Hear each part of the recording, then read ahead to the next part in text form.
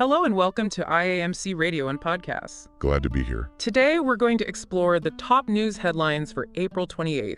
We've got quite a few significant developments from around the globe. Yeah, definitely. A mix of international diplomacy, security concerns, political stuff.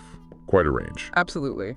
Our goal, as always, is to try and understand what's really going on behind these headlines. Right. Cut through the noise a bit. How so? So where should we start? Ukraine seems prominent again. It does. Reports are coming in about U.S. President Donald Trump. He's apparently pushing President Putin again on the conflict. Yes, urging him to, quote, stop shooting and sign a peace deal. There's mention of a U.S. proposed plan, though details are scarce. And this comes after Trump met with Ukraine's President Zelensky. Right? That's the key bit, yeah. Yeah. They met at Pope Francis's funeral.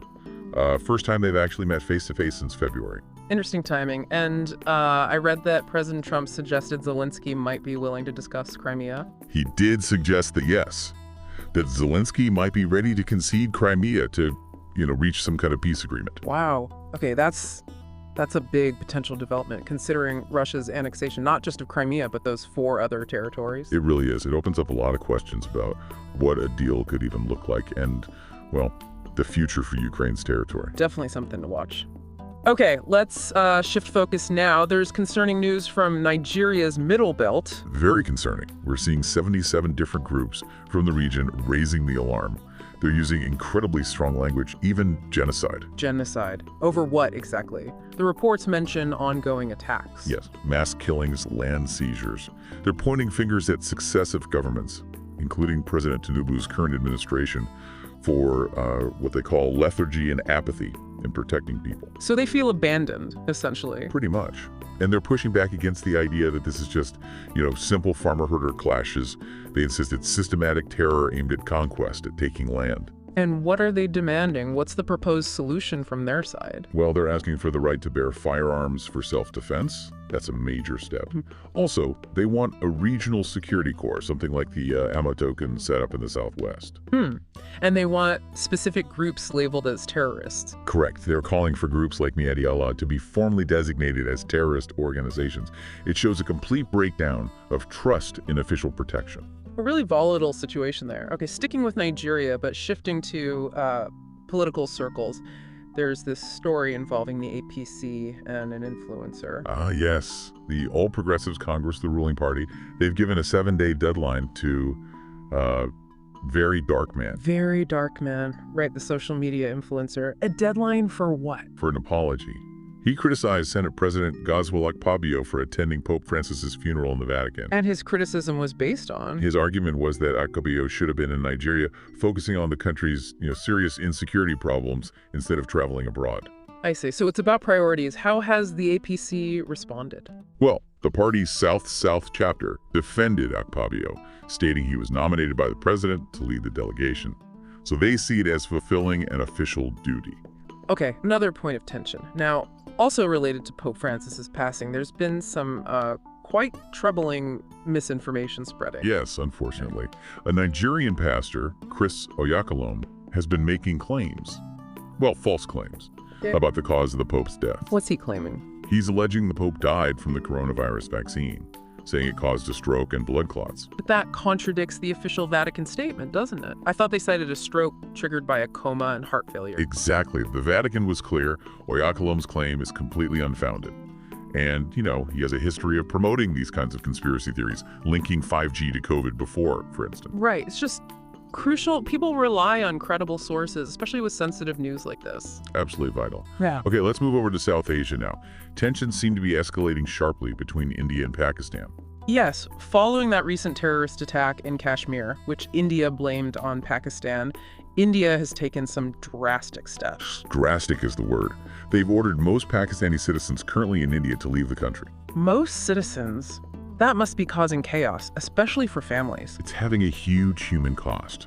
Reports mention families being split up at the Atari Wagah border, people who were there for weddings, funerals, family reunions, just told to leave. That's heartbreaking. And Pakistan's reaction? They've retaliated by canceling most visas for Indian citizens. So it's definitely a significant downturn in relations, causing real distress for ordinary people caught in the middle. A very difficult situation. Okay, let's cross over to Europe. There's been trouble in France involving prisons. Yes, a series of coordinated attacks on prisons earlier this month. Quite brazen acts. What kind of attacks? Things like torching cars near prisons, even spraying gunfire at one facility, leaving inscriptions. Quite alarming. French police have made arrests, about 25 people so far. And do they know who's behind it? Is it terrorism related? Well, the anti-terror prosecutors are involved, but they believe it's linked to very serious organized crime. The suspicion is it might be connected to drug trafficking networks. Organized crime hitting prisons directly. And some arrests were made inside. That's right. They arrested some suspects who were already incarcerated, suggesting they might be leaders coordinating things from within. A complex investigation, for sure. Definitely. Now, heading down to southern Africa, specifically Namibia, a government minister has been sacked. Yes, President Dr. Netumbo Nandi-Ndaitwah has dismissed the Minister of Agriculture, Fisheries, Water, and Land Reform. That's Dr. McAlbert Hengari. And the reason for the dismissal? Very serious allegations against him. We're talking rape, bribery, and a list of other criminal charges. Goodness. What are the specifics on the charges? The police investigation apparently uncovered 11 distinct criminal charges. Rape, kidnapping, assault, and also an accusation that he tried to bribe the woman who accused him of rape. So a major scandal unfolding there. Shows the importance of accountability. Absolutely. Yeah. Regardless of position. Okay, let's circle back to Nigeria one more time. A report about alleged police misconduct. Yes, this involves the police in Ogun State. They reportedly arrested and detained a young student, Jeffrey Boniface, who's 22. And the reason for his arrest seems problematic. Well, the reports allege he was arrested over his mother's supposed debt. And worse, they claim he was held without access to his family or a lawyer. That sounds highly irregular, arresting someone for another person's debt. What did the police say? The police are claiming he was arrested for some other undisclosed crime, not the debt. But the circumstances, as reported, certainly raise questions about potential overreach or misuse of authority. Definitely needs more scrutiny. Okay, finally, let's look at the international stage, the UN's highest court. Right, the International Court of Justice, the ICJ. They've started hearings related to the situation in Gaza. What exactly are they looking at? They're examining Israel's legal obligations when it comes to facilitating humanitarian aid for Palestinian civilians in Gaza. This follows a request from the UN General Assembly for an advisory opinion. So basically asking if Israel has violated international law with its restrictions on aid, especially given the crisis there. Precisely. The hearings are happening as Gaza faces this deepening humanitarian crisis, largely due to Israel's ongoing blockade and recent actions. How is Israel responding to these ICJ proceedings? Israel's foreign minister has denounced the process, calling it shameful and completely politicized. They reject the court's examination.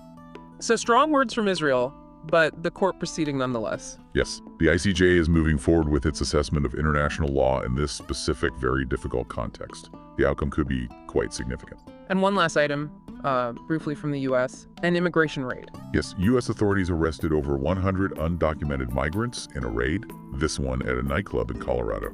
Any reason given for targeting that specific location? The DEA stated the club was known to be frequented by members of the Trita and MS-13 gangs. President Trump commented on it, praising the operation and, restating his firm stance on immigration. Got it. A quick update there. Well, that covers quite a bit of ground for today's headlines. It certainly does. A lot happening across the globe. Thank you for listening to today's top news headlines on IAMC Radio and podcast.